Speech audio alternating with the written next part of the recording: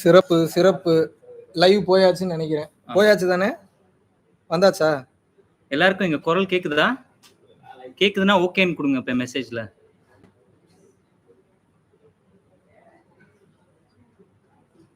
வீராசாமி படத்துல டி ராஜேந்திர ஐயா நீங்க ஓகேன்னு எனக்கு அதான் ஞாபகத்துக்கு வருது. ஓகே ஓகே ஓகே கொடுங்கப்பா ஒரு 2-3 ஓகேவாது. ஒரு ஓகே கூட வர மாட்டேங்குது. இல்ல இல்ல இல்ல பாப்போம். அங்க டைப் பண்ணோடனே கொஞ்சம் லேட்டரா தான் இங்க வரும்னு நினைக்கிறேன். ஓகே நன்றி நன்றி நன்றி. இப்ப எத்தனை ஓகே வருதுன்னு மட்டும் பாருங்க நீங்க. ஓகே ஓகே ஓகே சிறப்பு சந்தோஷம். ரொம்ப மகிழ்ச்சி. சிங்கப்பூர்ல இருந்து மக்கள் உங்கள் அனைவரையும் இந்த லைவ் மூலியமாக சந்திப்பதில் மிகவும் மகிழ்ச்சி அடைகிறோம். என்னுடன் இணைந்து இந்த நேரலையை இன்னும் சிறப்பிப்பதற்காக நம்ம தமிழ்நாட்டை சார்ந்தவர் என்றாலும் இங்க வந்து குப்பை கொட்டிட்டு இருக்கிறாரு. எங்க குப்பைனா நீங்க நினைக்கிற குப்பை கிடையாது. இங்க வந்து தனது குடும்பத்தை நடத்தி கொண்டிருக்கின்ற நடராஜன் அவர்களை வந்து உங்களிடத்துல இன்ட்ரடியூஸ் பண்றதுல ரொம்ப சந்தோஷப்படுறேன். நம்ம சிங்கப்பூர்ல வந்து ஆல்ரெடி நம்ம அனௌன்ஸ் பண்ண மாதிரி வருகின்ற நவம்பர் 13, 2022 அன்னைக்கு நடக்கக்கூடிய ஒரு அற்புதமான பரம்பொருள் யோகம் நேரடி வகுப்பை வந்து பாத்தீங்கன்னா மிக சிறப்பான முறையில வழி நடத்தி கொண்டு போறதுக்காக ஏகப்பட்ட வாலண்டியர்ஸ் வந்து இங்க உழைச்சிக்கிட்டு இருக்காங்க. அதுல வந்து பாத்தீங்கன்னா ஒரு இம்பார்ட்டன்ட் வாலண்டியர் தான் நமது நடராஜன் அவர்கள். ஏன் அப்படின்னா மலேசியால தீட்சை வாங்கினாலும் கூட அதை தொடர்ந்து ரொம்ப அர்ப்பணிப்போட இங்க இருக்கக்கூடிய வாங்கக்கூடிய பர்மிஷன்ஸா இருக்கட்டும், லெட்டர் ஃபார்மாலிட்டிஸா இருக்கட்டும், அனைத்தையும் வந்து ரொம்ப பக்காவா ரொம்ப சிறப்பா வந்து நம்ம பரம்பொருள் அறக்கட்டளைக்காக எந்தவித எதிர்பார்ப்பும் இன்றி அந்த இடத்துல அண்டர்லைன் பண்ணணும். எந்தவித எதிர்பார்ப்பும் இன்றி மிகவும் அற்புதமாக இந்த அருமையான இந்த நிகழ்வு இங்க நடக்க போகுதுன்னா அதற்கு ஒரு அற்புதமான காரணமாக இருக்கக்கூடிய நடராஜனுக்கு மீண்டும் மீண்டும் ஒரு முறை நன்றியை தெரிவித்துக் கொண்டு வணக்கம். எப்படி பிரதர் இருக்கீங்க? வணக்கம். ரொம்ப ஹைப்பை போட்டு பில்டப் பண்ணி கொடுத்துட்டாரு. இதுக்கு மேல டைரக்டா क्वेश्चंस போயிடலாம்னு நினைக்கிறேன். போயிடலாமா? போயிடலாம். சிறப்பு.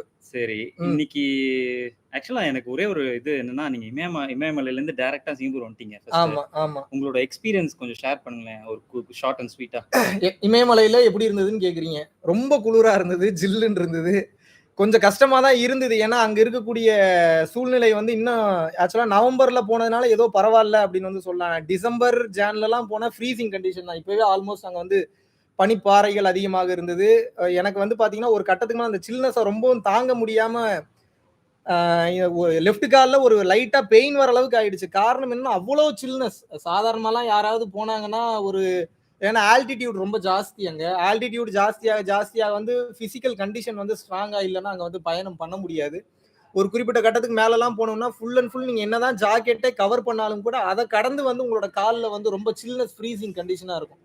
ஸோ அங்கிருந்து ரொம்ப மகிழ்ச்சியான ஒரு தருணங்கள். ஏன்னா என்னதான் நம்ம உடல் அளவுல பிசிக்கலி சில சேலஞ்சஸ் இருந்தாலும் கூட, பட் நான் பர்சனலா நான் என்ன ஃபீல் பண்ணேன் அப்படின்னா, இந்த உடலில் உயிர் இருக்கும் போதே அந்த மாதிரியான இடங்களுக்கு போய் தவம் செய்து அங்க இருக்கக்கூடிய நிலப்புராணனா இருக்கட்டும், ஆகாய புராணனா இருக்கட்டும், நீர் புராணனா இருக்கட்டும், நிலம், நீர், நெருப்பு, காற்று, ஆகாயம், இந்த 5 பஞ்சபூதங்களின் தத்துவத்தையும் அந்த ஆற்றலையும் உணரணும்னா இமயமலை தான் ஒரு மிக சிறந்த இடமாக இருக்கும் அப்படின்றதுல எந்தவித மாற்று கருத்தும் கிடையாது. ஏன்னா இமயமலைனா ஏதோ கடவுள் குடியிருக்கக்கூடிய இடம் அப்படின்னு வந்து நினைக்கிறாங்க. பட் சயின்டிபிக்கா சொல்லணும் அப்படின்னா அங்க வந்து ஃப்ரெஷ்ஷான ஏர், ஃப்ரெஷ்ஷான தண்ணி, ரொம்ப வந்து பாத்தீங்கன்னா பிராணசக்தி அதிகமாக இருக்கக்கூடிய மிக உயர்ந்த நிலையில இருக்கக்கூடிய அந்த பஞ்சபூதங்களுடைய தன்மையை நம்மளால அங்க வந்து ஃபீல் பண்ண முடியும். அதனால அடிக்கடி அங்க ஓடி போயிடுறது. ஏன்னா நம்ம இத்தனை பேருக்கு தீட்சை கொடுக்கறதுனால அந்த ஆற்றலை ரீகெயின் பண்றதுக்கு வந்து பாத்தீங்கன்னா இதனால எல்லா வீடியோலயும் நான் ஹிண்ட் கொடுப்பேன். இந்த மாதிரியான இடங்களுக்கு நீங்க அடிக்கடி வரணும், பயணம் பண்ணணும், டிராவல் பண்ணணும். ஏன்னா அப்பதான் அங்க இருக்கக்கூடிய ஆற்றலை நீங்க வந்து முழுக்க வந்து நீங்க கிரகிக்க முடியும் அப்படின்னு வந்து நான் நிறைய ஹிண்ட்ஸ் வந்து கொடுத்துருப்பேன்.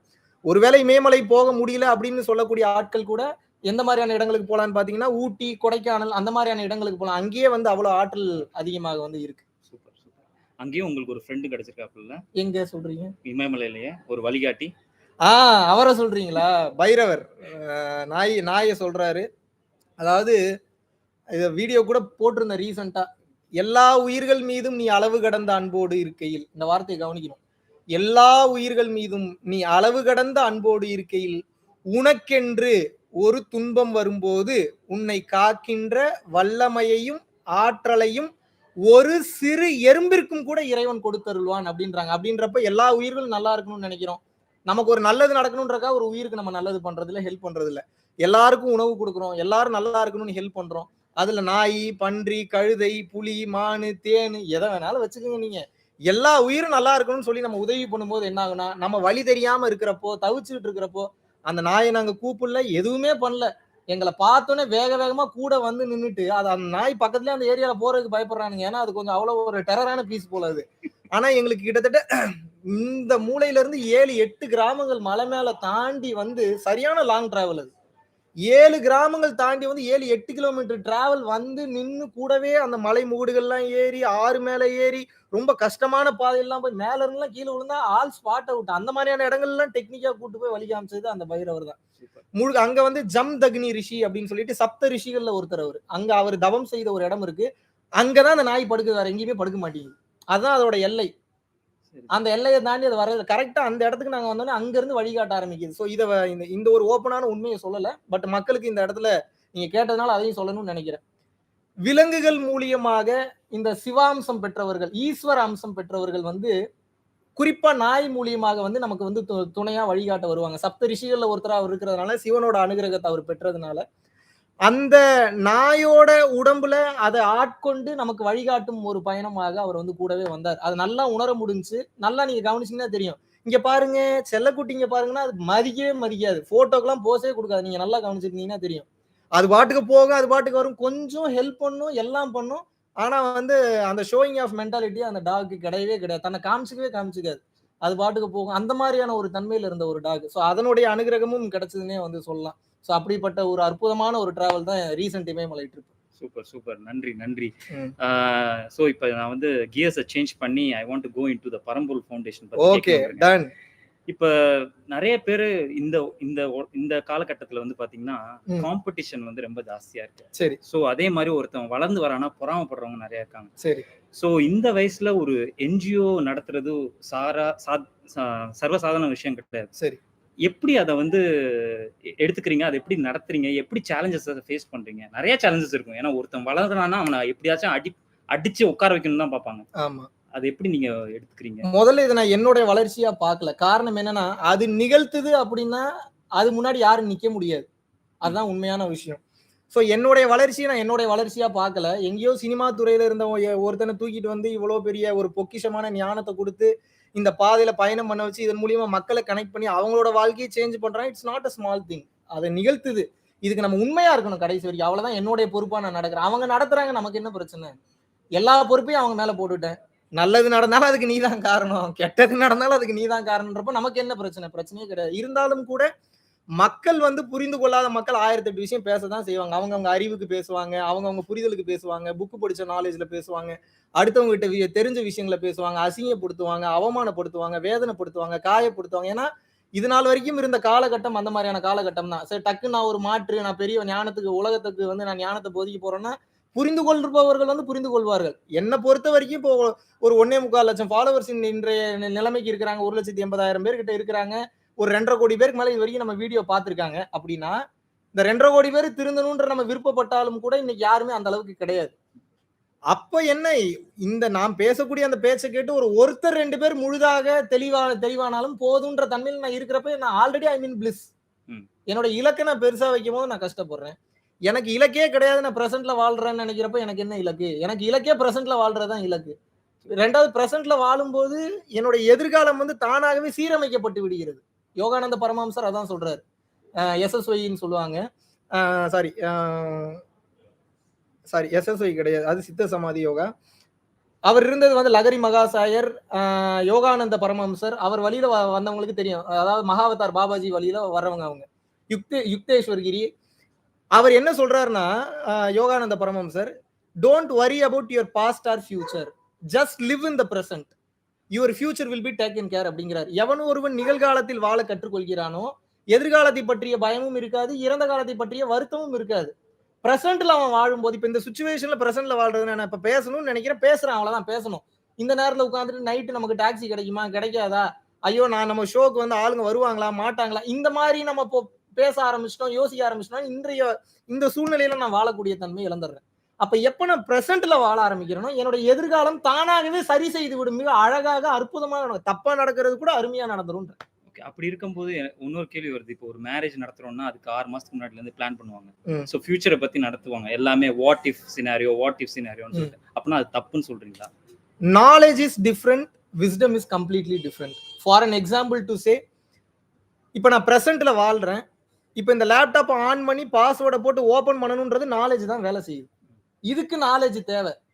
சரி. ஆனா இது சரியா நடக்குமான்றதுக்கு நாலேஜ் தேவையில்ல. ஏன் அப்படின்னா அது நம்ம கையில இல்ல. ஒரு செயலை செய்வதற்குண்டான அறிவை பயன்படுத்து. அதில் எந்தவித தவறும் இல்லை.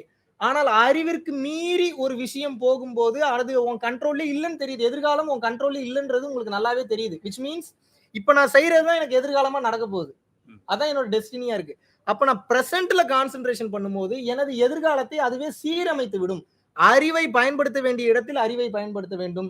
எனது அறிவுக்கு மீறிய செயல்கள், எனது அறிவுக்கு மீறிய விஷயங்களை வந்து பார்த்தோன்னா நம்ம பொறுப்பு எடுத்துக்க கூடாது. இறைவா நீ பார்த்துக்கோன்னு சரண்டர் பண்றோம்னா அது நம்மளுடைய நல்லதுக்கு தான் அது. வலிக்காது, வேதனையா இருக்காது. பிளான் பண்ணுங்க, எக்ஸிக்யூட் பண்ணுங்க, சிறப்பா பண்ணுங்க. எந்தவித தவறும் கிடையாது.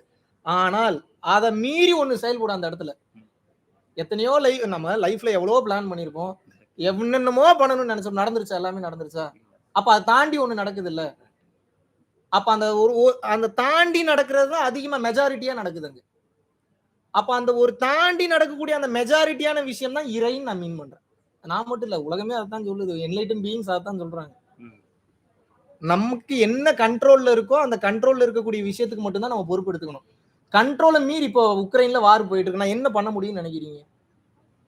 புதினுக்கு ஒரு மெயில் போடலாம். ஜெலன்ஸ்கிக்கு ஒரு மெயில் போடலாம். இப்ப நான் போய் என்ன புல்லட் ப்ரூஃப் ஜாக்கெட்ட கட்டிட்டு நிக்க முடியுமா? இல்ல போய் நின்னா தான் போய் போர் நின்றுமா? என் உயிர் வேணா இதான் முட்டாள்தனம், அறியாமைன்ற. எனது தகுதிக்கு மீறிய விஷயங்களை, எனது செயலுக்கு மீறிய விஷயங்களை, ஐயோ அப்படி நடக்குதுன்னு சொல்லி வருத்தப்படக்கூடாது. இறைவா இதை நீ பார்த்துக்கொள்னு சொல்லி பிரார்த்தனை பண்ணிட்டு ஃப்ரீயா விட்டுறணும். அது நடக்க வேண்டியது கரெக்டா நடக்கும். ஏன்னா அட் எண்ட் எல்லாமே கேம் தானே.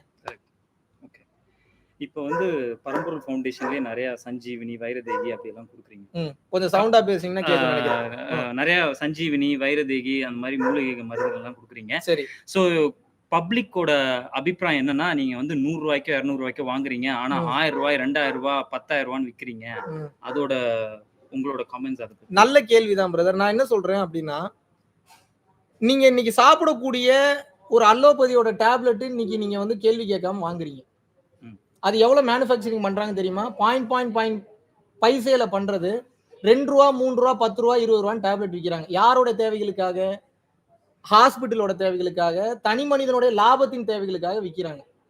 இன்னும் டீப்பா நான் போய் சொல்றேன். ஒரு இன்ஜெக்ஷனோட மேக்கிங் காஸ்ட் ரொம்ப ரொம்ப ரொம்ப ரொம்ப கம்மி. நான் உங்களை சாடல, பட் இருக்கக்கூடியதை தெரிஞ்சுக்கணும். ஆல்ரெடி நடந்துட்டு இருக்கிறது தான். ஆனா வந்து பாத்தீங்கன்னா அது சுய தேவைகளுக்காக கொள்ளை லாபத்திற்கு விற்கிறார்கள். அதை இன்னைக்கு கேட்கிறதுக்கு யாருமே கிடையாது. நம்ம ஒரு ஃபவுண்டேஷன் நடத்துறோம், இத்தனை பேருக்கு சாப்பாடு போடுறோம், இவ்வளவு கல்வி சம்பந்தமான விஷயங்களுக்கு ஹெல்ப் பண்றோம், ஏகப்பட்ட விஷயங்கள் பண்ணிட்டு இருக்கோம். எல்லாத்தையும் நம்ம ஓப்பனா வெளியிடக்கூடாதுன்றனால வெளியிடல. மற்றபடி தேவைப்பட்டா நம்ம தூக்கி நம்ம எல்லா ரிப்போர்ட்ஸுமே கொடுக்கறதுக்கு நம்ம தயார் நிலையில தான் இருக்கோம். அத்தனை உதவி பண்றதுக்கு பணத்துக்கு நீங்க எங்க போவீங்க? இப்போ ஒரு எக்ஸாம்பிளுக்கு வந்து நான் சொல்றேன்னு, இப்போ சஞ்சீவினியோட மேக்கிங் காஸ்ட் வந்து பாத்தீங்கன்னா, இப்போ நீங்க சொல்ற மாதிரி ஒரு எக்ஸாம்பிளுக்கு சொல்றேன். இப்போ 100 ரூபாயா கூட இருக்கட்டும். இப்போ நம்ம விருப்பப்பட்டு ஒரு 1000 rupees டொனேஷன் பண்றவங்களுக்கு இப்ப நம்ம வந்து அவங்களுக்கு அனுப்பிச்சு வைக்கிறோம். இப்ப நம்ம அனுப்பிச்சு வைக்கிறோம் அப்படின்னா அந்த காசை பாருங்க. நீங்க ஏன் காசை பாக்குறீங்க? அந்த CAUSC அந்த காசு அத பாருங்க. அது எதற்காக பயன்படுத்தப்படுது அப்படின்றத பாருங்க. எத்தனை பேர் இதனால பலன் அடைஞ்சிருக்காங்கன்னு பாருங்க. ரெண்டாவது வந்து பணம் கொடுத்து வாங்குறான்னா தரம் இல்லாத பொருளை வாங்குவானா? நீங்க சஞ்சீவினி சாப்பிடுறீங்களா? எப்படி இருக்கு? சூப்பரா இருக்கு. எனர்ஜெட்டிக்கா இருக்கு. உங்களுக்கே தெரியல எனர்ஜெட்டிக்கா இருக்கு. பிசிஓடி ப்ராப்ளம் சரியாகுது, பிசிஓஎஸ் ப்ராப்ளம் சரியாகுது, சைனஸ் சரியாகுது, அது சரியாகுது, இது என்னென்னமோ சரியாகுது. எனக்கே தெரிய மாட்டேன், அவ்வளவு சரியாகுது.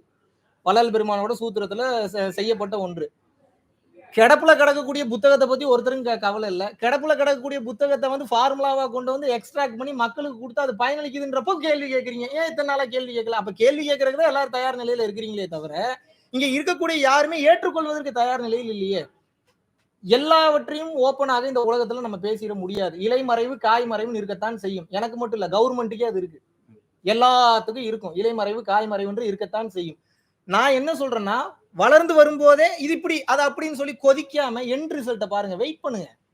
நம்மளுடைய நோக்கம் என்னன்றது தெரியாது. நம்மளுடைய தேவைகள் மக்களுக்கு எவ்வளவு தூரம் செய்ய போறோம்ன்றது தெரியாது. எல்லாமே சரியா தானே போயிட்டு இருக்கு. தப்பான ப்ராடக்ட்டை கொடுக்கல, சரியான ப்ராடக்ட் தான் கொடுக்குறோம். லைசன்ஸ் வாங்கி தான் பண்ணிட்டு இருக்கோம்.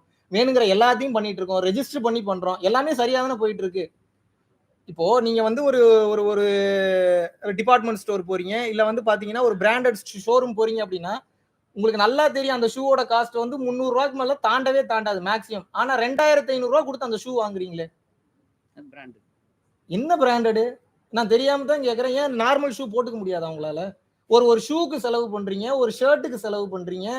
அதுக்கெல்லாம் செலவு பண்றீங்க. உங்க உடல நீங்க கெடுத்துக்கிட்ட உடம்ப நீங்க சரி பண்றதுக்கு அதுக்கு ஏன் செலவு பண்ணக்கூடாதுன்றத என்னுடைய கேள்வி. 2வது எல்லாத்தையும் இலவசமா குடுத்துட்டா, உங்களுக்கு எப்படி அதோட வேல்யூ தெரியும்? 2வது இலவசமா குடுக்குறதுக்கு நமக்கு இலவசமாவே கிடைக்கிறதா? எல்லாத்தையும் பார்க்க வேண்டியது இருக்குல்ல நம்ம. மக்களுடைய கேள்வி பொத்தம் பொதுவா என்ன வேணாலும் ஆனா ஒண்ணு மட்டும் சொல்றேன். நீங்க என்ன கேள்வி கேட்டாலும் என்ட்ட பதில் இருக்கு. இன்னைக்கு சொல்றேன் நானு. நீங்க என்ன கேள்வி கேட்டாலும் என்கிட்ட பதில் இருக்கு. அதனால நான் என்ன சொல்றேன்னா, கேள்விகள வந்து ஞானம் சம்பந்தமான கேள்விகளா கேளுங்க. ஏன்னா, ஒரு சில பேரோட உருவம், தோற்றத்த வச்சு அந்த மனிதன வந்து சராசரியா எடை போட்டுறாதீங்க. அவனுடைய நோக்கம் என்னன்றது உங்களுக்கு நிச்சயமாக தெரியாது. அது ஒரு ரெவல்யூஷன கிரியேட் பண்ணும்போது தான் அதோடைய மாற்றமே வந்து தெரிய ஆரம்பிக்கும்ன்றது நெனைக்கிறேன். டைம் எடுத்துக்கங்க. இப்ப தானே ஆரம்பிச்சிருக்கோம். இன்னும் கேமே ஆரம்பிக்கல. அதுக்குள்ள இத்தனை கேள்வி கேட்டா எப்படி? இருந்தாலும் நீங்க கேட்ட கேள்விக்கு உண்டான பதில். சரி, ஓகே. இப்போ வந்து I want to change the gears towards தி குடும்ப வாழ்க்கைய பத்தியான ஓகே. கேள்விகள். ஓகே. ஏன்னா பரம்பொருள் ஃபவுண்டேஷன பத்தி கேட்டோம். நீங்க பண்ற எப்படி ஃபண்ட்ஸ் வருதுன்றத கேட்டோம். இப்ப I okay. Wanted to change the gears towards the family related questions. Okay. இப்ப கூட பொறந்தவங்களே வந்து ம். ரொம்ப ஈகோயிஸ்டிக்கா இருந்தாங்கன்னா, ம். எப்படி அத மேனேஜ் பண்ணி ஓட்டுறது? இட் கேன் பி அண்ணன், தங்கச்சி, ம். பொண்டாட்டி, புருஷன். ம். How do we manage it and then சராசரி வாழ்க்கையில எப்படி போறது? பிரதர் இது ரொம்ப ஓப்பனா சொல்லணும் அப்படின்னா, நம்ம திருத்த முடியாது அவங்களெல்லாம். ஏன் அப்படின்னா, இப்ப இப்ப என்னுடைய ஃபேமிலிலயே எனக்கு ரொம்ப நெருக்கமானவங்களே இன்னும் நான்வெஜ் சாப்பிட்டுட்டு இருக்காங்க. தெரியுமா உங்களுக்கு? எனக்கு ரொம்ப வருத்தம் அளிக்குது. நான் எவ்வளவோ சொல்லியே கேட்கல அவங்க. சாப்பிடாதீங்க, தயவு செஞ்சு சாப்பிடாதீங்கன்னு சொன்னாலும் கேட்பது கிடையாது. ஏன் அப்படின்னா, நாமே நினைத்தாலும் திருத்த முடியாது. அவர்களுக்கென்று நேரம் வரும்போது தான் திருந்துவார்கள். சொல்றது மட்டும் தான் நம்ம கடமை. அனுபவிக்க போறது யாரு? அவங்க தான். அதுபோல நம்ம வந்து அப்ப அவங்க ஈகோயிஸ்டிக்கா இருக்காங்கன்னா, சொல்லி பார்க்கலாம் கேட்கலையா? நம்ம வாழ்ந்து காட்டும்போது அதுல திருந்தலாம். அதுலயும் கேட்கலையா? உன் கேடு கெட்டு போ, எப்படியோ போன்ட்டு விட்டுருங்க. படும்போது தான் புரியும். இப்போ எக்ஸாம்பிளுக்கு இன்னைக்கு ஒரு ஒரு ஒரு எக்ஸாம்பிளுக்கு நடந்த ஒரு விஷயத்த வந்து நான் சொல்றேன். வாழும் வாழ்க்கையில குடிச்சு அதாவது அது எப்படி இருக்குன்னு பார்த்து ட்ரை பண்ணி பார்க்கிறது, அந்த அனுபவத்திற்கு பண்றது எதுவும் தப்பு கிடையாது. ஆனா அதே பொழப்பா திரியும்போது, அதே பழக்கவழக்கமாக போகும்போது, அதுக்கு அடிக்ட் ஆகும்போது என்ன ஆகுது அப்படின்னா, நல்லா வாழ்ந்துட்டு இருந்த ஒருத்தரை இன்னைக்கு ஒரு 1 to 1 கவுன்சிலிங் நான் சந்திக்கிறேன். ஒரு பக்கம் கை வராம, ஒரு பக்கம் கால் வராம ஸ்ட்ரோக் வந்து படுத்துட்டு இருக்காரு. அவங்க மனைவி இன்னைக்கு அவ்வளவு தூரம் அழுகுறாங்க. பிளஸ் பண்ணி சரி பண்ணுங்கன்னு. இப்ப 8, 9 வருஷம் பிரச்சனையா இருக்கக்கூடிய பிரச்சனைய ஒரே பிளெஸிங்ல சரியாயிருமா அது? வாழ்ற வாழ்க்கையில ஒரு மாற்றம் இல்ல. நான் அத அவங்ககிட்டயே சொன்னேன். நான் இது வந்து ஒரே நாள்ல சரியாகாதும்மா. பிரார்த்தனை மட்டும் தான் ஒரே வழி. சரியான உணவு முறை இல்ல, சரியான கெட்ட ஐ மீன் தவறான கெட்ட பழக்கவழக்கங்கள்ல போய் அடிமையாயிட்டீங்க. அதிலேயே ரொம்ப டீப்பா ஊறிட்டீங்க. ஒரு ஒரு ஒரு தர்ம நெறியில ஒரு வாழ்க்கை ஒண்ணு வாழல. இது எல்லாத்தையும் விட்டுட்டு ஒரே நாள்ல டக்குன்னு படுத்தா, டக்குன்னு ஒரே மாரி சூமந்திரகாளி போட்டா எப்படி சரியாகும்? வாழ்க்கை முறைன்னு ஒண்ணு இருக்கு. அத பார்க்கல. டிசிப்ளின் இருக்கு. அதையும் பார்க்கல. உணவு முறை இருக்கு. அதையும் பார்க்கல. இறை நம்பிக்கை இருக்கு. அதையும் பார்க்கல. எதையும் பார்க்கல. இஷ்டத்துக்கு இந்த உடம்ப வந்து குடுத்துருக்கிறான்.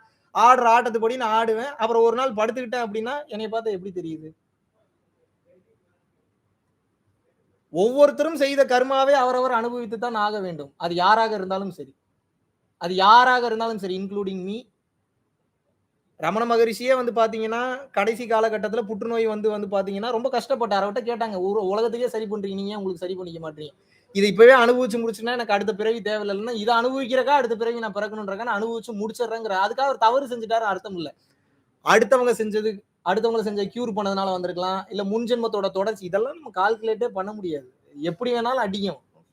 நம்ம ஒரே விஷயம் தைரியமா நம்ம பயணம் பண்ணி போறோம். அவ்வளவுதான் நம்மளுடைய வேலை.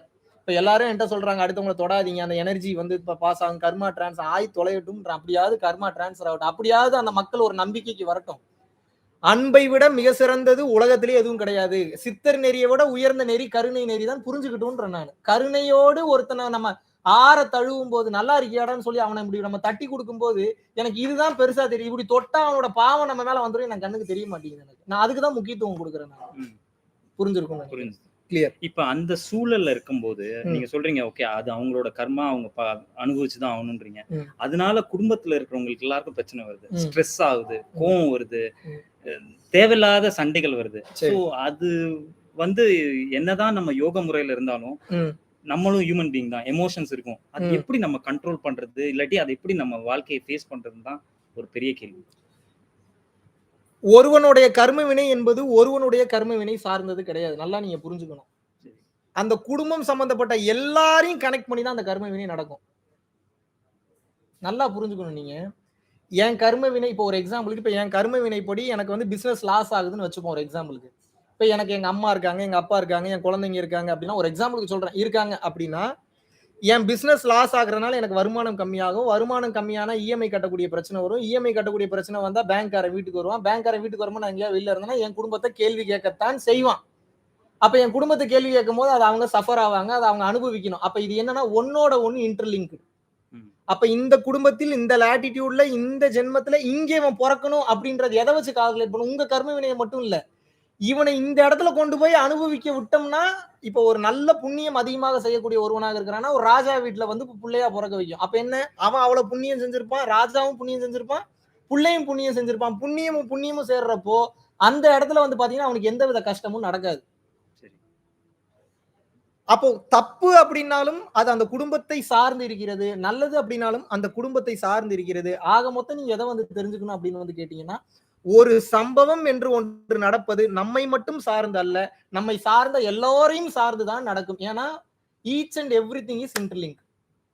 இது எப்படிப்பான்னு கேட்டீங்கன்னா எனக்கு தெரியாது. ஏன் அப்படின்னா இது பிரம்ம ஞானம் உணர்ந்தவர்களால் மட்டும்தான் சொல்ல முடியும். அவங்களே தண்ணி குடிக்கிறாங்க. இது எங்க ஆரம்பிக்குது எங்க முடியுதுன்னு எனக்கே இன்னும் தெரியல. இன்னும் போய்கிட்டே இருக்குன்னு டிராவல் பண்ணி இன்னும் அகத்தியர் போகர் போன்றவங்களே போயிட்டு இருக்காங்க. அதுக்காக என்ன அவங்க இன்னும் கஷ்டப்படுறாங்களான்னு நினைக்கிறேன். அவங்கள பரவச பேரானந்த நிலையில டிராவல் பண்ணி போயிட்டு இருப்பாங்க. அவ்வளவு ஒரு என்ஜாய்மெண்டா இருக்கும். அத்தனை அண்டங்களை பார்ப்பாங்க, அத்தனை கோள்களை பார்ப்பாங்க. அவங்களோட என்ஜாய்மெண்ட்டே வேற மாதிரி இருக்கும். இப்ப சாட்ல இருந்து ஒரு கேள்வி வந்துச்சு. அதுல என்ன கேள்வினா, என்னால ஒரு 10வது வகுப்பு படிக்கிறேன். என்னால ஒரு இது படிச்சேன்னா எனக்கு ஞாபகம் இருக்க மாட்டேங்குது. ஆனா நீங்க மட்டும் திருக்குறள் எடுத்து விடுறீங்க, வேதாந்தம் எல்லாம் படிக்கவே இல்லைன்றீங்க. ஆனா எப்படி உங்களுக்கு மட்டும் ஞாபகம் வந்து சரளமா சரவடி மாதிரி வெடிச்சுக்கிட்டே இருக்கீங்க? ஓகே. வேதாந்தா படிக்கல, மகாபாரதம் படிக்கல, எதுவுமே படிக்கல. ஆனா நீங்க வந்து புக்கே படிக்கலன்னு ஒரு வீடியோல போட்டிருந்தீங்க. எப்படி உங்களுக்கு மட்டும் சரளமா வருது? இதை நான் ஆல்ரெடி விளக்கம் கொடுத்துருக்கேன். பட் இருந்தாலும் இன்னொரு டைம் நான் சொல்றேன். இப்ப எக்ஸாம்பிளுக்கு நல்லது அப்படின்னு வந்து ஒரு விஷயம் இருக்குன்னு வச்சுக்கோங்க. நல்லதுன்னா எது நல்லது நமக்கு ஒரு தாட் ஒண்ணு எழ ஆரம்பிக்கும். எண்ணம் நல்லது அப்படின்னா அப்ப எண்ணம்னா எண்ணம் சார்ந்து என்ன மக்களுக்கு சொல்லலான்னு பாக்குறப்ப எண்ணம் திருக்குறள் கூகுள்ல டைப் பண்ணுவேன். எண்ணியாங்கே இது எண்ணியர் திண்ணியராக பெரின்னு ஒரு திருக்குறள் வரும். அதை மனப்பாடம் பண்ணிப்பேன். இது எதுக்காகனா என்னைய தெளிவுபடுத்துறதுக்கு இல்ல. ஞானம் என்ன? அமைதி அறிவாலதான் ஞானம் சொன்னா யாராவது கேட்பாங்களா? அப்ப அறிவாளி மாதிரி உங்களுக்கு 4-5 திருக்குறள் சொல்ல வேண்டியதா இருக்கு, 4-5 பாட்டு சொல்ல வேண்டியதா இருக்கு. இதுக்காக மனப்பாடம் பண்ணணுமேன்னு சொல்லி மனப்பாடம் பண்ணி வச்ச பாடல்கள் தான் சில பாடல்களை தவிர, நீங்க நம்ம கிளாஸ் 2-3 கிளாஸ் கிட்ட அட்டெண்ட் பண்ணிருக்கீங்க வாலண்டியரா. ஒரு கிளாஸுக்கு இன்னொரு கிளாஸுக்கு சம்பந்தம் இருக்குமா? கம்ப்ளீட்டா டிஃபரெண்டா இருக்கும். மேபி ஒரு 10% வந்து மேட்ச் ஆகும். ஆனா இதுல நான் பாடல்களே வந்து நான் ஃபுல் டே பேசிட்டு இருக்கேன்னா, நான் பாடல்கள் எங்கேயாவது டச்ல வரும். அப்ப மீதி எல்லாமே என்னோட அனுபவத்துல இருந்து தானே வருது. அந்த ஆன் தி ஸ்பாட்ல தானே வருது. அப்ப என்னன்னா அந்த அனுபவத்துக்கு அவன் எப்ப வேல்யூ கொடுக்குறான்னா ஒரு 4 பாட்டு எப்படி தென் திசையை பார்க்கின்றேன் சொல்வேன் என்ற சிந்தை எல்லாம் தோள்கள் எல்லாம் பூரிக்கிறான். ஆஹா மிகப்பெரிய படிச்சு தெரிஞ்சவரா இருப்பாரு. அப்பதானே மதிக்கிறீங்க, இல்லைன்னா எங்க மதிக்கிறீங்க? இல்ல அது ஒரு பார்ட் ஆஃப் த திங். இப்ப வேதாந்த் அதுல சொல்ற பேஸ்லைன் இன்ஃபர்மேஷன் வந்து நீங்க வந்து ஈஸியா புரிய வைக்கிறீங்க. ஆனா நீங்க வேதாந்தா படிக்கல. அது எப்படி? அது சிம்பிள் பிரதர். சத்தியம் எல்லாருக்கும் ஒண்ணுதான். சரி, சத்தியம் எல்லாருக்கும் ஒண்ணுன்னா என்ன? அன்பு. இதுதான் சத்தியம். இந்த அன்பை ஆழமா உணரும் போது நான் பைபிள் படிக்கணும்னு அவசியம் இல்ல, பகவத்கீதை படிக்கணும்னு அவசியம் இல்ல, திருக்குரான் படிக்கணும்ன்ற அவசியம் இல்ல. நிறைய பேர் கமெண்ட் பண்ணவங்க கேட்டீங்கன்னா இஸ்லாத்துல இருக்கக்கூடிய பெரும்பாலான கருத்துக்களை நீங்க சொல்றீங்களே, நான் எப்படி திருக்குரான் படிச்சிருக்கீங்களா? திருக்குரான் எப்படி இருக்குன்னு கூட எனக்கு தெரியாது. நான் பார்த்தது கிடையாது.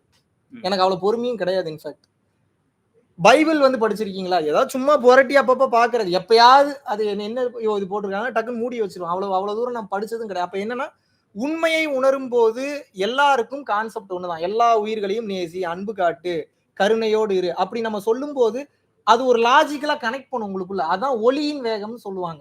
ஒளி சுவாசம் நடைபெறும் போது என்ன ஆகுனா, சுழுமுனை சுவாசம் நடைபெறும் போது அதுதான் பேசும், நம்ம பேச மாட்டோம். அது பேசுச்சுன்னா எப்படி தப்பா பேசும்? இப்ப இயேசு பிரான்றவர் யாரு? இயேசு பிரான்றது உடல். இயேசுன்ற ஒருத்தரே கிடையாது. அதான் உண்மை. நபிகள் நாயகம்ன்றவர் யாரு? நபிகள் நாயகம்ன்றது அவருக்கு வச்ச பேர். அது அவர் உடல். நபிகள் நாயகத்தின் மூலியமாக அதுதான் பேசியது. இயேசு பிரான் மூலியமாக அதுதான் பேசி, அதுக்கு பேர் என்ன வேணாலும் வச்சுக்கோங்க நீங்க. அதுதான் பேசியது. புத்தர் மூலியமா, புத்தர்ன்ற ஒருத்தரே கிடையாது. அந்த புத்தர் அவர் மூலியமாக அதுதான் பேசியது. ஏன் அவங்க மூலியமா மட்டும் பேசுதுன்னா, அவங்க அதுக்கு முயற்சி பண்ணி போனாங்க. கட்ஸோட நான் பாக்குறேன்னு போனாங்க. அதனால அவங்களுக்கு அது பேசுது. தன்னை இழக்க துணிபவனிடம் எவன் ஒருவன் தயாராக இருக்கிறானோ, தன்னை இழப்பவனின் உடம்பில் இறங்கித்தான் அது பேசும். ஏன்னா தன்னை இழந்தா தான் அது இறங்கு, இல்லைன்னா இறங்காது. அப்ப என்ன நீங்க புத்தரா இயேசுவெல்லாம் கேட்க அதெல்லாம் தெரியாது. ஏதோ பேசுதுல என்ஜாய் பண்ணுங்க அவ்வளவுதான். அதான் அடுத்த கேள்வி எனக்கு வருது. நான் சொல்லிட்டேன். மகாவிஷ்ணுங்கிறது மகானா இல்லாட்டி யோகியா? ஒரு உடல். மகாவிஷ்ணுன்றது இந்த ஜென்மத்தில் எடுத்த ஒரு உடல். அவ்வளவுதான். இந்த உடலில் இருந்து பேசுவது அதுதான் பேசுது. அதுக்கு பேரு நீங்க பிரம்மம்னு வைங்க, சிவபெருமான்னு வைங்க, மகாவிஷ்ணுன்னு வைங்க, இல்ல வந்து பாத்தீங்கன்னா நீக்கமர நிறைந்திருக்கும் பேராற்றல் வைங்க, அல்லான்னு வைங்க, பேர் என்ன வேணாலும் வச்சுக்கோங்க. உண்மையை உணர்ந்தாலும் அதுதான் பேசும், வேற எதுவும் பேசாது. இப்ப அடுத்த கேள்வி சாட்ல வந்திருக்கிறது என்னன்னா, டிசிப்ளின் பத்தி கேட்டிருக்காங்க ஒருத்தவங்க. ஓகே. எப்படி இந்த இந்த கலியுகத்துல வந்து ஒரு பயிற்சியை வந்து டிசிப்ளினா மெயின்டைன் பண்ணி டெய்லி பண்ணணும், அந்த வைராக்கியத்தை எப்படி கொண்டு வரணும் அதுன்றது ஒரு கேள்வியா வந்துருந்துச்சு. முதல்ல வைராகியம் வேணும். வைராகியம் இல்லைன்னா எதையுமே நம்ம அச்சீவ் பண்ண முடியாது. இதை நீங்க தெளிவா புரிஞ்சுக்கணும். வைராகியம்னா என்ன அப்படின்னா, திமிருத்தனத்துக்கு பேர் வைராகியம் கிடையாது. என்னானாலும் இதை நான் செஞ்சு முடிப்பன்ற வேகம் வந்தா தான் வைராகியமா மாறும். அது எப்போ வரும் அப்படின்னு வந்து கேட்டீங்கன்னா, அதுக்கு உங்களோட லைஃப்ல இம்பார்ட்டன்ஸ் இருக்கணும். இப்ப இது நான் காலையில எந்திரின்னு இப்போ ஒருத்தவங்க ஒரு எக்ஸாம்பிளுக்கு சொல்றாங்கன்னு வச்சுக்கோங்க. ஒரு எக்ஸாம்பிளுக்கு ஏன் நான் காலையில எந்திரிக்கணும்ன்றது ஆள் மனசுல இருக்கும். நான் எந்திரிச்சே ஆகணும்ன்றது மேல் மனசுல இருக்கும். மேல் மனசு ஜெயிக்குமா, அடி மனசு ஜெயிக்குமா? அடி மனசு தான் எப்ப ஜெயிக்கும். அப்ப என்னன்னா, அப்ப அந்த அடி மனசுல இம்பார்ட்டன்ஸை கிரியேட் பண்ணணும் நீங்க. நான் காலையில எந்திரிச்சா எனக்கு இவ்வளவு நல்லது நடக்கும், காலையில எந்திரிச்சா இவ்வளவு பாசிட்டிவான விஷயங்கள் நடக்கும், காலையில எந்திரிக்கிறதா நல்ல குவாலிட்டி, உலகமே இத்தனை பேர் இப்படி எந்திரிச்சாலும் கூட நான் இப்படி எந்திரிக்கணும் வைக்கணும்னு சொல்லி அதுக்கு இம்பார்ட்டன்ஸை கொடுக்க கொடுக்க கொடுக்க கொடுக்க அடிமனசுல ஆழமா போய் பதியும். எப்ப அடிமனசுல ஆழமா ஒரு விஷயம் பதிஞ்சிருச்சோ அப்பதான் அதுதான் ஜெயிக்கும். நீங்க பேசுறது பூரா மேல் மனசுல இருந்து, கான்சியஸ் மைண்ட்ல இருந்தே பேசுங்க. சப்கான்சியஸ்ல தப்பான விஷயம் தான் அதிகமா போட்டு வச்சிருக்கீங்க. அப்ப அதானே ஜெயிக்கும். கான்சியஸ்க்கு சப்கான்சியஸ்க்கு போட்டி வந்ததுன்னா சப்கான்சியஸ் தான் ஜெயிக்கும், கான்சியஸ் ஜெயிக்காது. நேத்து ஒரு 4 நாள் முன்னாடி என்ன கலர் ட்ரெஸ் போட்டிருந்தீங்க சொல்லுங்க பாப்போம் காலையில? ஏன்னா அது கான்சியஸ் மைண்ட்ல இருக்கு. உங்களோட பர்த் டேட் சொல்லுங்க பாப்போம். ரிபப்ளிக் டே. ஏன் அப்படின்னா ஒரு விஷயத்துக்கு இம்பார்ட்டன்ஸ் கொடுக்குறீங்க நீங்க. உங்களோட மனைவி வந்து கல்யாணம் பண்ணும் போது என்ன கலர் ட்ரெஸ் போட்டிருந்தாங்க ஞாபகம் இருக்கா உங்களுக்கு? மனைவின்றதுனால மேபி ஞாபகம் இல்லைன்னு நினைக்கிறேன். சரி, நீங்க என்ன கலர் ட்ரெஸ் போட்டீங்க ஞாபகம் இருக்கா உங்களுக்கு? வெள்ளை வெள்ளை. இப்ப எப்படி ஞாபகம் வந்தது? எந்த விஷயத்துக்கு இம்பார்ட்டன்ஸ் கொடுக்குறோமோ அந்த விஷயம் சப்கான்சியஸ்ல போய் ஸ்டோர் ஆகும். இது எனக்கு இம்பார்ட்டன்ட் இல்ல அப்படின்ற விஷயம் கான்சியஸ்ல ஸ்டோர் ஆகும். சோ என்னோட சப்கான்சியஸ் மைண்ட்ல இருந்துச்சுன்னா அந்த டிசிப்ளினும் தானா வந்துரும். இப்ப நான் எப்படி என்னை டிசிப்ளின் பண்ணிக்கிறேன் அப்படின்னா, இந்த உலகத்துல எது வீணா போனாலும், என் கையை வெட்டி போட்டாலும் எனக்கு பிரச்சனை இல்லை, காலை வெட்டி போட்டாலும் பிரச்சனை இல்லை, காதை வெட்டி போட்டாலும் பிரச்சனை இல்லை. என் குரு என்கிட்ட இல்லைன்னா நான் அழுக ஆரம்பிச்சிடுவேன். ஏன் அப்படின்னா என்னோட வீக்னஸ் பாயிண்ட் அதுதான், என் குருநாதர் தான். அந்த மாதிரி உங்களோட வீக்னஸ் பாயிண்ட்டை இறைவனா நீங்க மாத்திக்கணும். குருவே இறைவர். தெளிவு குருவின் திருமேனி காணல், தெளிவு குருவின் திருவார்த்தை கேட்டல், தெளிவு குருவின் திருநாமம் செப்பல், தெளிவு குரு சிந்தித்தல் தானே எல்லாமே குருன்றப்போ அந்த குருநாதர் என்பவர் காஞ்சி விஸ்வநாத சுவாமிகள் என்பதும் உடம்பு தான். அவர் வழியாக பேசியதும் இறைதான் பேசியது. இருந்தாலும் நமக்கு வெறும் ஒளின்றப்போ அது கொஞ்சம் கம்யூனிகேட் பண்றது கொஞ்சம் கஷ்டமா இருக்கு. அப்போ ஒரு உடலா வச்சுக்கும் போது கம்யூனிகேட் பண்றதுக்கு ஈஸியா இருக்குல்ல. சோ பிரம்மத்தை வணங்கினாலும் குருவை வணங்கினாலும் ரெண்டும் ஒண்ணுதான். அந்த நிலையை அவங்க அடைஞ்சவங்க தான். அப்ப நமக்கு ஈஸியா கம்யூனிகேட் பண்ண முடியும் அவங்களோட. சோ அந்த சப்கான்ஷியஸ் மைண்ட்ல எப்படி அந்த ஒவ்வொரு இண்டிவிஜுவலுக்கும் ஒவ்வொரு ப்ரையாரிட்டிஸ் இருக்கும். நான் எப்படி பண்ணிக்கிறேன் அப்படின்னா, எனக்கு எதுவுமே முக்கியம் இல்ல, குரு தான் முக்கியன்றப்ப குரு டிசிப்ளின்ல வந்துடுறாரு, குரு தவத்துல வந்துடுறாரு, குரு மெடிடேஷன்ல வந்துடுறாரு, குரு அன்புல வந்துடுறாரு, குரு கருணையில வந்த எல்லாத்துலயும் வந்துடுறாருல்ல குரு. இப்படி நான் என்னோட டிசிப்ளின் அப்படி வச்சுக்கிறேன். இப்போ நீங்க என்ன பண்ணணும், எல்லாரும் அந்த குருவின் தன்மையில உங்களால போக முடியல அப்படின்னா அதுக்குண்டான வேல்யூவை கிரியேட் பண்ணுங்க. வேல்யூ இப்போ எல்லாமே ஒரு எதிர்பார்க்குது உங்களோட மைண்ட். எல்லாரும் இப்ப ஞானியா இருக்கிறது இல்ல. இது பண்ணா எனக்கு என்ன கிடைக்கும்னு எதிர்பார்க்குறீங்க நீங்க. அப்ப அது பண்ணா இது கிடைக்கும்ன்ற நம்பிக்கையை கிரியேட் பண்ணிருங்க, அதை பண்ணிடுவீங்க நீங்க. ஓகே, புரியுதா நான் சொல்றது? வர்ச்சுவல் வேர்ல்டா. அதாவது இப்ப நான் இந்த ஊர்ல இருந்து இன்னொரு ஊருக்கு போனா சும்மா போறதுக்கும், அங்க போனா எனக்கு ஒருத்த பணம் கொடுக்குறான்றதுக்கும் இம்பார்ட்டன்ஸ் இருக்குல்ல. பணம் கொடுக்குறான்னா வேகமா கிளம்பி போயிருவீங்க நீங்க. அப்ப அந்த இம்பார்ட்டன்ஸ் ஒவ்வொரு ஆக்டிவிட்டியில அப்படி கிரியேட் பண்ணீங்க. இது பண்ணா என்ன கிடைக்கும்ன்றது உங்களுக்குள்ள நீங்களே கேட்டு நீங்களே பதில் சொல்லி நம்ப வைங்க உங்க மைண்ட். எப்போ உங்க மைண்டை நம்ப வைக்கிறீங்களோ அந்த இம்பார்ட்டன்ஸ் கிரியேட் ஆயிரும். அந்த இம்பார்ட்டன்ஸ் கிரியேட் ஆகும்போது அது மெட்டீரியலைஸ் ஆயிரும். புரியுது. ஓகே. டன். இப்போ நெக்ஸ்ட் வந்து முக்கியமான ஒரு எல்லாரும் I think everybody has this question. நிறைய கிளாஸஸ் பண்றீங்க, எல்லாம் பண்றீங்க, சில பேருக்கு இலவசமாகவும் பண்றீங்க. பட் ஒரு ஒரு ஃபவுண்டேஷன் நடத்துறதுக்கு நிறைய செலவுகள் ஆகுது. நீங்களும் ரீசெண்டா ஒரு வீடியோ போட்டிருந்தீங்க. பட் குறிப்பிட்டதா நான் கேட்கணும், because there are people who are working for foundations. எப்படி நீங்க வந்து டே டு டே ஆக்டிவிட்டிஸை மேனேஜ் பண்ணி மந்த்லி பேமெண்ட் சேலரிஸ் எல்லாம் கொடுத்து எப்படி மேனேஜ் பண்றீங்க இதெல்லாம்? ஓப்பனா ஒரு உண்மையை சொல்ல போறோம்னா இன்னும் நான் வட்டியெல்லாம் கட்டிட்டு இருக்கேன். உங்களுக்கு தெரியாது, இன்னும் பல லட்சம் ரூபாய்க்கு. இல்ல அப்புறம் பிரைவேட்டா வாங்கி நான் வட்டி கட்டிட்டு இருக்கேன். பல பேருக்கு தெரியும் நான் இன்னும் கோடி கோடியா சம்பாரிச்சு வேற லெவல்ல ஃபவுண்டேஷன் நடத்துறேன்னு நினைச்சிட்டு இருக்காங்க. ஏன் இதை பண்றேன் அப்படின்னா, very frankly I am saying, foundation நடத்தணும்னா ஒன்னும் உங்க அப்பா அம்மா கோடீஸ்வரனா இருக்குன்னா அதுல இருந்து எடுத்து ஃபவுண்டேஷன் நடத்தணும். எங்க அப்பா அம்மா கோடீஸ்வரன் கிடையாது. சரி, மகாவிஷ்ணு கோடீஸ்வரனா? மகாவிஷ்ணு கோடீஸ்வரன் கிடையாது. மகாவிஷ்ணு எதுல கோடீஸ்வரன்? மனதளவுல கோடீஸ்வரனா இருக்கிற எல்லாரும் நல்லா பாத்துன்னு நினைக்கிறேன். அப்ப நான் என்ன பண்ணணும்? மக்களுக்கு உதவணும். மக்களுக்குன்னு போயிட்டாவே பணம் தான். வெறும் ஞானத்தை கொடுக்குற வாங்க மரத்துக்கு அடியில் கூப்பிடணும் எத்தனை பேர் வருவீங்க? எத்தனை பேர் டிசிப்ளின்டா உட்காந்து கேட்பீங்க? கொட்டாய் விட்டுட்டு கேட்பீங்க, கால் நீட்டிட்டு கேட்பீங்க, பாதி பேர் எந்திரிச்சு போயிருவீங்க நீங்க. அப்ப என்ன, உங்களை ஒரு சிஸ்டம்குள்ள கொண்டு வரதுக்கே எனக்கு வந்து பாத்தீங்கன்னா I need money. I means not I, the foundation needs money. அப்ப அந்த மணியை கொண்டு வரதுக்கு ஒரு குறிப்பிட்ட காலகட்டம் வரைக்கும் நம்ம வேற வழியே இல்லை. நம்ம இப்போ ஒரு மாசம் வந்து பாத்தீங்கன்னா பிரச்சனையே இல்லாம போகும். ஒரு மாசம் கடன் வாங்கி பண்ற மாதிரி இருக்கும். ஒரு மாசம் வட்டி கட்டுற மாதிரி இருக்கும். இன்னும் ஒரு சில மாசத்துல வந்து பாத்தீங்கன்னா கடன் வாங்கிலாம் நீங்க கிளாஸ்க்கு வந்து நீங்க பேமெண்ட் பண்ற மாதிரி. ஏன்னா அத்தனை ஃப்ரீ கிளாஸஸ் வந்து நம்ம கொடுத்துட்டு இருக்கோம். உங்களுக்கு தெரியும், நல்லாவே தெரியும். ஆமா, நம்ம ரொம்ப அதுக்குள்ள டீப்பா போவேன்னு நினைக்கிறேன். அடுத்தடுத்து வேற கிளாஸஸ் வேற நம்ம கண்டக்ட் பண்ணிட்டு இருக்கிறதுனால இப்ப இவ்வளவு விஷயம் நடத்தணும்னா பணத்துக்கு நீங்க எங்க போவீங்க? இப்போ சிங்கப்பூர் வந்து நான் ஆல்ரெடி வந்து பாத்தீங்கன்னா வந்திருக்கேன். இது வரைக்கும் ஆன்மீகத்துக்குள்ள வரதுக்கு முன்னாடி 7 கண்ட்ரி 8 கண்ட்ரிக்கு மேல நான் சுத்தி இருக்கேன். கண்ட்ரி சுத்துறது எனக்கு ஒரு மேட்டரே கிடையாது. அன்னைக்கு நான் வந்த நோக்கம் வேற, இன்னைக்கு நான் வந்திருக்கிற நோக்கம் வேற. இப்ப நான் எவ்வளவு தூரம் நான் வெளியூர் சுத்துறேன் உங்களுக்கு நல்லாவே தெரியும். ரூம்குள்ளேயே தான் உட்காந்துருக்கேன். ஏன் ரூம்குள்ளேயே உட்காந்து தவம் பண்ணுவேன். மேக்ஸிமம் தேவைன்னா மட்டும், ஏதோ அவசியம்னா மட்டும் தான் வெளியில போயிட்டு இருக்கேன். இதை கடந்து இன்னைக்கு இந்த மக்களுக்கு, இங்க இருக்கக்கூடிய மக்களுக்கு இன்னைக்கு சிங்கப்பூர் எவ்வளவு ஸ்ட்ரெஸ்ல இருக்குன்னு உங்களுக்கு நல்லா தெரியும். இத்தனை வருஷமா நீங்க வேலை பாக்குறீங்க, தெரியுது எனக்கு. So much of stress and depression வந்து இங்க இருக்கு. அப்ப இந்த மாதிரியான மக்களுக்கு இந்த ஞானத்தை கொடுக்கணும் அப்படின்னா வேற வழியில I have to spend the money to come here. Flight டிக்கெட்ல இருந்து எல்லாத்துக்கும் பணம் வேணும். எண்ணங்கள் பெருசா இருக்குன்றப்ப பணம் நமக்கு அவசியமாக தேவைப்படுகிறது. அப்ப வேற வழி இல்ல. ஃபவுண்டேஷன்ல இருந்து வரக்கூடிய கிளாஸ் பேமெண்ட்ஸ்ல இருந்து கொஞ்சம் மெயின்டைன் பண்ண வேண்டியதா இருக்கு. அது போக வந்து பாத்தீங்கன்னா டொனேஷன்ஸ்ல இருந்து வரக்கூடிய விஷயங்களை மக்களுக்கு பயன்படுத்த வேண்டியதா இருக்கு. இது போக வந்து பாத்தீங்க அப்படின்னா ஆக்சுவலா வந்து online class payments, direct class payments தனித்தனியா நான் பிரிச்சிருக்கேன். டைரக்ட் கிளாஸ் பேமெண்ட்லயும் நான் தான் கிளாஸ் எடுக்கிறேன். ஆனா அதை மொத்தமா என்னுடைய உழைப்பு மொத்தமும் ஃபவுண்டேஷன் நல்லா இருக்கட்டும்ன்றக்கா முழுக்க கம்ப்ளீட்டா வந்து பாத்தீங்கன்னா டொனேஷனா நான் கொடுக்குறேன். ₹1 கூட எடுக்காம.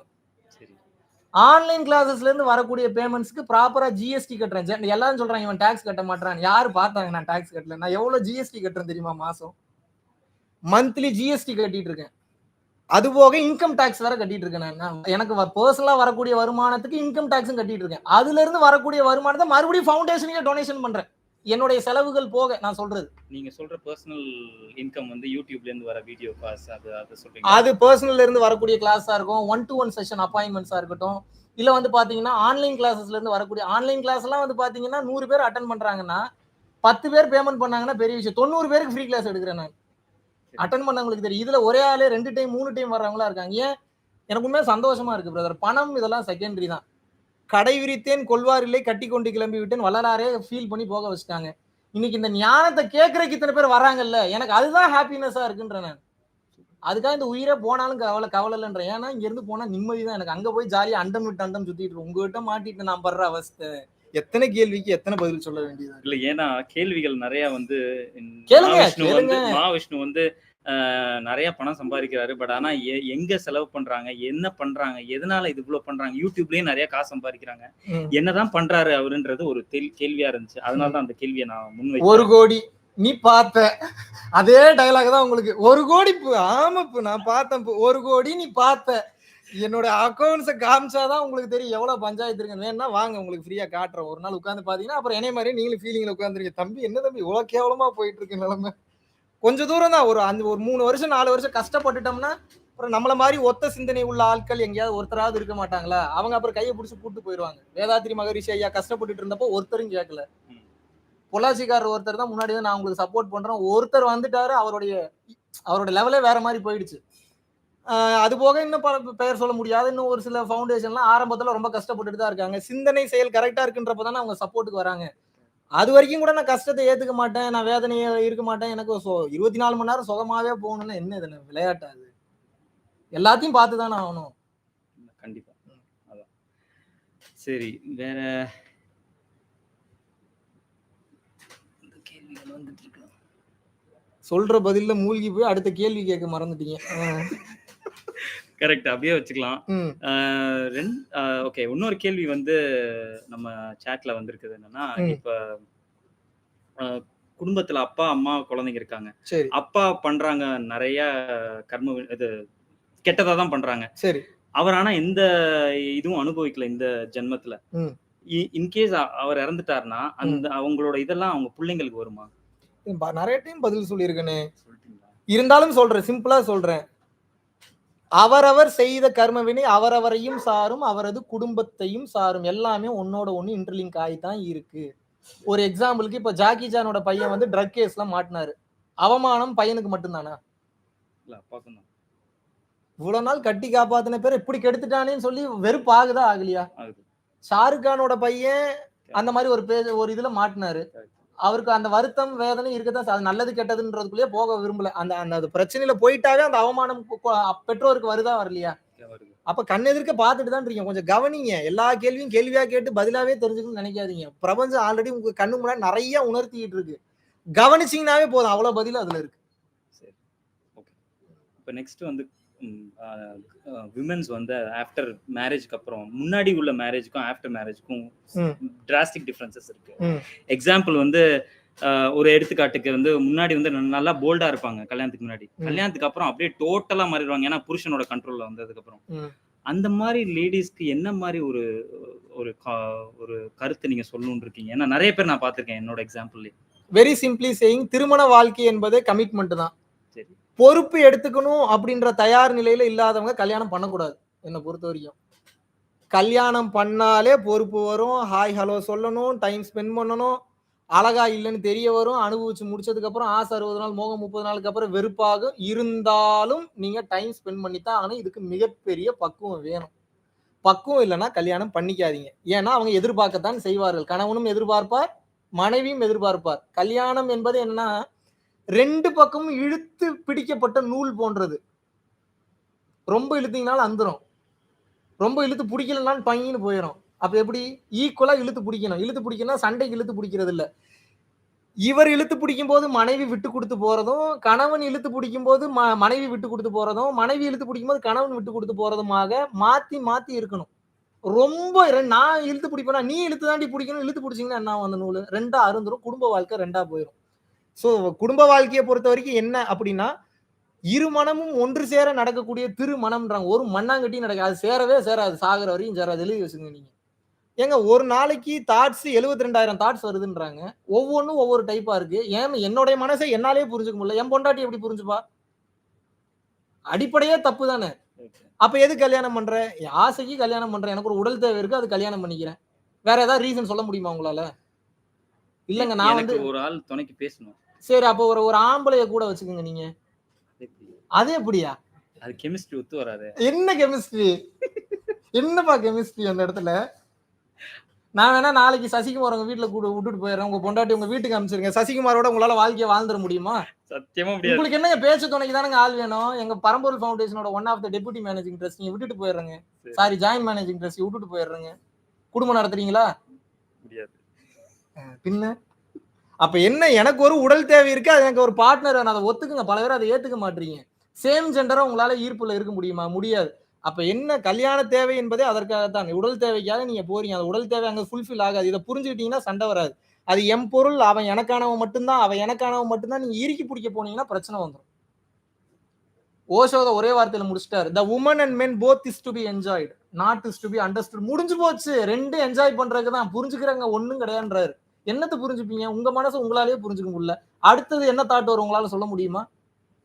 உங்க பொண்டாட்டியால எப்படி சொல்ல முடியும்? கரெக்ட் தான். என்னப்பா ஆல்ரெடி தப்பான கணக்கு. மறுபடியும் சரியா வரும், மறுபடியும் சரியா வரும், மறுபடியும் சரியா வராது. கிளியர்? கிளியர். இனி போவீங்க கல்யாணத்து பக்கம் கேள்விக்கு ஏதாவது? இல்ல போக மாட்டேன். Very good. Nice. Next. Mekala ஒருத்தவங்க அவங்க சாட்ல கேட்டிருக்காங்க. ஃபோக்கஸ் என்பது pineal gland or pituitary gland? எக்ஸாக்ட்டா எந்த பிளேஸ் புருவ மத்தி?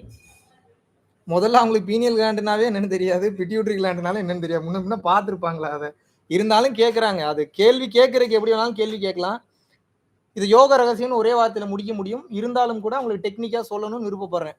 முதல்ல சுழுமுனை மையம்னா என்னன்னு தெரிஞ்சுக்கங்க.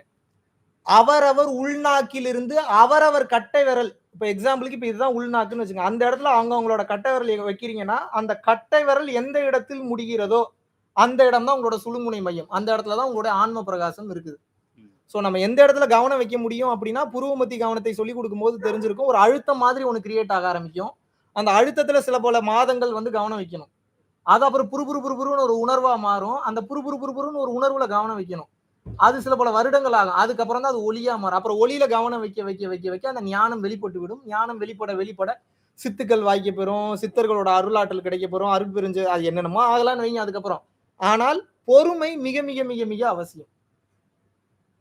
எக்ஸாக்டா பீனியல் கிளாண்ட்ல கவனம் வைக்கணுமா? எது நமக்கு பீனியல் கிளாண்ட்னே தெரியாது. எங்க போய் கவனம் வைக்கிறது? பீனியல் கிளாண்ட் எப்படி இருக்கும்னா தெரியுமா உங்களுக்கு? சொல்றேன் அந்த ரகசியத்தை இன்னைக்கு சொல்றேன், தெரிஞ்சுக்கங்க. பீனியல் கிளாண்ட் எப்படி இருக்கும் அப்படின்னு வந்து பாத்தீங்கன்னா, சிவலிங்கத்தின் வடிவில் இருக்கும் பீனியல் கிளாண்ட். அது எப்படி இருக்குன்னா, பனிக்கூழ் போன்று இருக்கும். பனிக்கூழ் அப்படின்னா ஐஸ்கிரீம் மாதிரி இருக்கும். அது கையில எல்லாம் தொட முடியாது, உடஞ்சு ஓடிடும். கவனத்துல தான் தொட முடியும், உணர்வு நிலையில தான் தொட முடியும். லிங்கத்தை பாருன்னா வெளியில இருக்கிற சிவலிங்கத்தை பார்க்க சொல்ல அவங்க. உள்ள இருக்கிற லிங்கத்தை பாரு. நட்டகல்லு பேசுமோ நாதன் உள்ளிருக்கையில் தன்னை அறிய தனக்கு ஒரு கேடு இல்லை. தன்னை அறியாமல் தானே கெடுகிறான். தன்னை அறியும் அறிவை அறிந்த பின் தன்னை அர்ச்சிக்கத்தான் இருந்தானேன்னா அந்த தான்றத அந்த பீனியல் கிளாண்ட் அந்த இடம் தான்.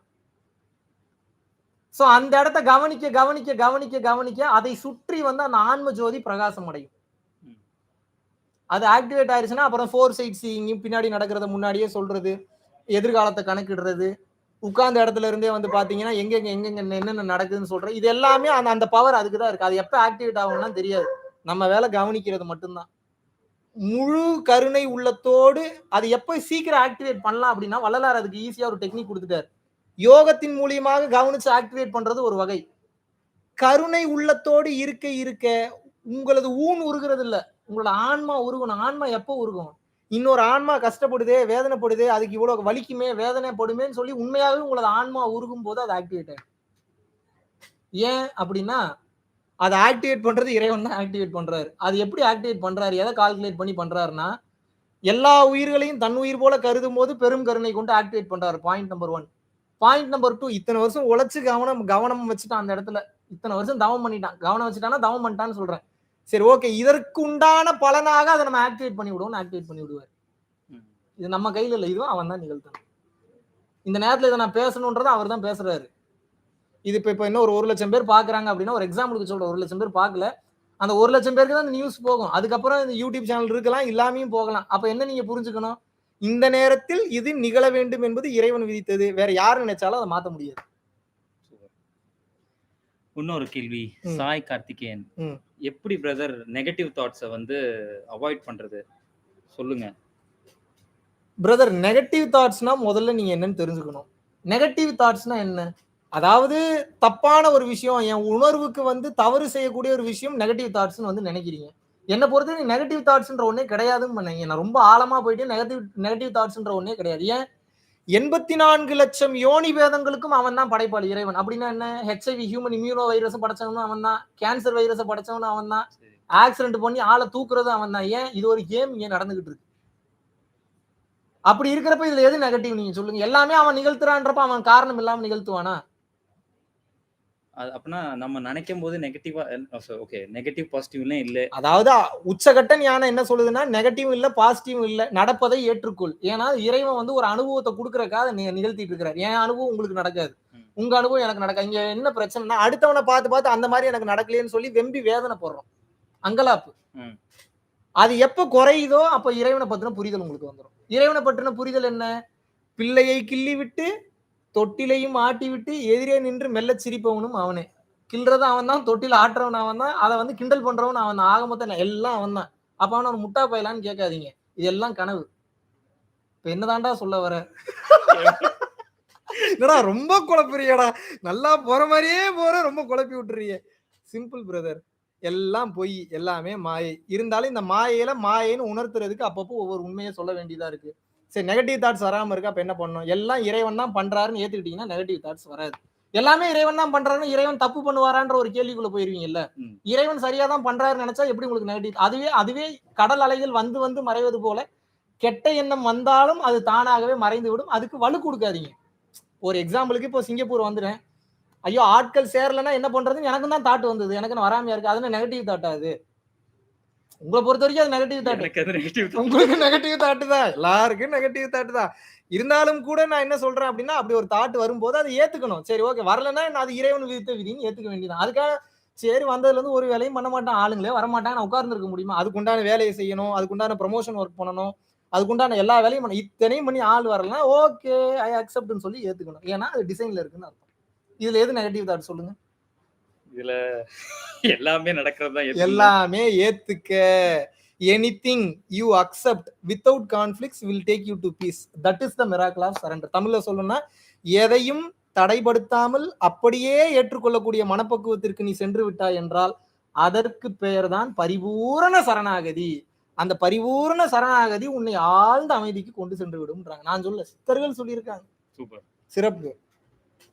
ஓகே, சோ 45 மினிட்ஸா போயிட்டு இருக்கோம் லைவ். ஆமா, முடிச்சுக்கலாம்ன்றீங்களா? முடிச்சுக்கலாம்னு நினைக்கிறேன். சிறப்பு சிறப்பு சிறப்பு. ஃபைனலா ஒரு கேள்வி கேட்டு முடிச்சிடலாம். Is God a dark matter or conscious light or Higgs boson? அது என்னன்னு எனக்கு புரியல. எனக்கு ஆங்கிலம் தெரியாது, ஆகையால் தாங்களே தமிழில் கூறி விடுங்கள். என்ன வேலை மிச்சம். தான் கடவுள். சரி, வேற கேள்வி போவோம். ஏன் ப்ரோ வேற கேள்வி போறீங்க? ரொம்ப கஷ்டமா இருக்கா? தெரியுதா தெரியுதா என் கஷ்டம் புரியுதா? If we are reborn through karma, how did the first birth happen? மூல வினை அவர் கேக்குறாரு. நம்ம எல்லாமே கர்மா படி நடந்தோம்னா முதல்ல என்ன நடந்ததுன்னு கேக்குறாரு. அதே கேள்வி எனக்கு இருக்கு. வேற யாராவது தெரிஞ்சதுன்னா பதில் சொல்லுங்க. ஆதியை சொல்ல வேண்டும் என்றால் அது இறைவன் ஒருத்தனால் தான் முடியும். நான் இறை தன்மையை உணர்ந்தவன், நான் இறைவன் கிடையாது. கிளியர்? Great escape. முடிச்சுக்கலாமா? கடையை சாத்திடுவோமா? கடையை சாத்திடலாம். ரைட். மிக்க நன்றி, மிக்க மிக்க மிக்க மிக்க நன்றி. சிங்கப்பூர்ல ரொம்ப அற்புதமான ஒரு நாள் பரம்பொருள் யோகம் நேரடி வகுப்பு எடுக்க போறோம். பல பிரபஞ்ச ரகசியங்கள் இதனால வரைக்கும் வெளிப்படையாக நம்ம யூடியூப்ல ரொம்ப வெளிப்படையா தான் பேசியிருக்கிறோம். இருந்தாலும் கூட இங்கேயும் சில பேச முடியாத சில வெளிப்படையான உண்மைகள் எல்லாம் பாத்தீங்கன்னா நேரடி வகுப்புல சொல்ல போறோம். அது நேரடி வகுப்பு மட்டும் இல்லாம சித்தர் பெருமக்களோட அருள் ஆற்றல்னால நெற்றிக்கண்ணை திறக்கக்கூடிய பயிற்சியும் சொல்லிக் கொடுக்க போறோம். அதனுடைய வெளிப்பாடாக பாத்தீங்கன்னா உங்களுக்கு தொடு உபதேசமும் தொட்டு உங்களது ஆன்மாவை தூண்டப்படக்கூடிய ஒரு அற்புதமான ஒரு நிகழ்வும் நடக்க இருக்கிறது. அதனால சிங்கப்பூர் மற்றும் அதை சார்ந்த பகுதியில் இருக்கிறவங்க சிங்கப்பூர் விசா உடனே வந்துடலாம்னு விருப்பப்படுறாங்க. மெயினா சிங்கப்பூர் சிட்டிசன்ஸ்க்காக தான் இந்த ஒரு அற்புதமான ஒரு நிகழ்வை பண்றோம்.